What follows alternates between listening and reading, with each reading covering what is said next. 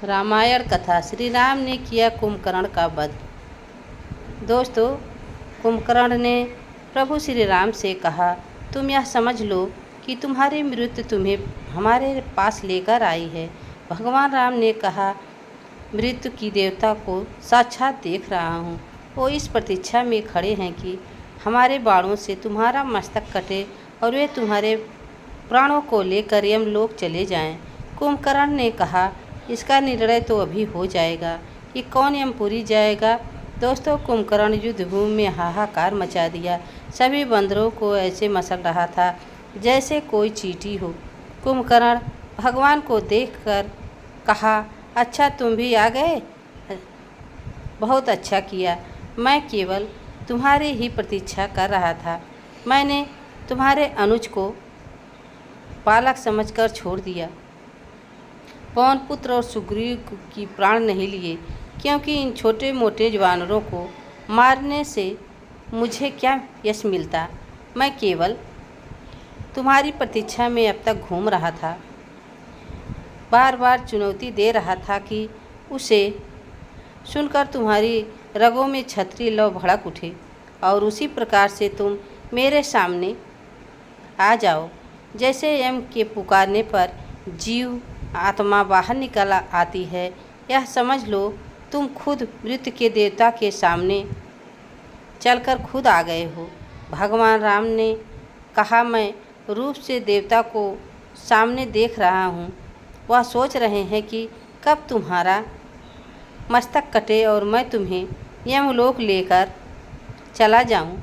कुंभकर्ण ने कहा, इसका निर्णय तो अभी हो जाएगा। इसका निर्णय तो उसी समय हो गया था जब तुमने विभीषण का परामर्श ठुकराया था। तुमने विभीषण का परामर्श ठुकरा कर हमारे शरण में आना अस्वीकार कर दिया। हमने तभी समझ लिया था कि तुम्हारे पापों का फल अभी बाकी है, जिसके कारण तुम मुक्ति के द्वार पर आकर भी मृत्यु के द्वार पर जाना चाहते हो।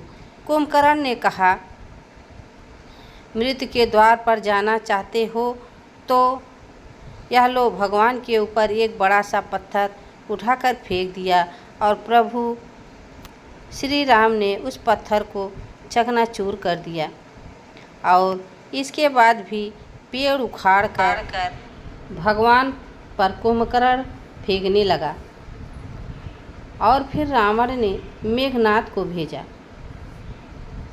मेघनाद जब लक्ष्मण से लड़ने आया तो उसका कोई अस्त्र शस्त्र काम नहीं कर रहा था। तब वह रावण से जाकर कहने लगा, आज मैंने लक्ष्मण पर तीनों अस्त्रों का प्रयोग किया, लेकिन जो अमोघ है उनकी शक्ति से बढ़कर तीनों लोकों में कोई शस्त्र नहीं जिनका कोई तोड़ है।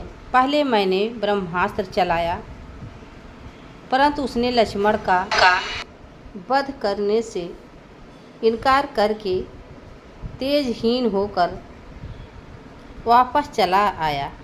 क्योंकि कल एक समय जब लक्ष्मण मुझ पर ब्रह्मास्त्र चलाना चाहता था, तब राम ने उसे नीति विरुद्ध कहकर रोक दिया था। फिर मैं शिव का त्रिनेत्रधारी पाशुपतास्त्र चलाया, परंतु वह लक्ष्मण को प्रणाम करके लुप्त हो गया। फिर मैं भगवान नारायण का अमोघ चक्र, जो त्रिलोकी की अंतिम शक्ति है, उसे चलाया, परंतु नारायण चक्र लक्ष्मण के पैर छूकर लौट आया। ये अंतिम प्रमाण, जिसे देखकर मुझे विश्वास हो रहा है कि ये नर नहीं स्वयं नारायण हैं के अवतार हैं। तो दोस्तों, यह थी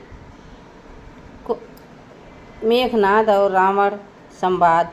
दोस्तों, यह वीडियो आप सबको कैसी लगी कमेंट में ज़रूर बताना। चैनल पर नए तो लाइक सब्सक्राइब ज़रूर करना। तब तक के लिए जय श्री राम, जय सिया राम। धन्यवाद।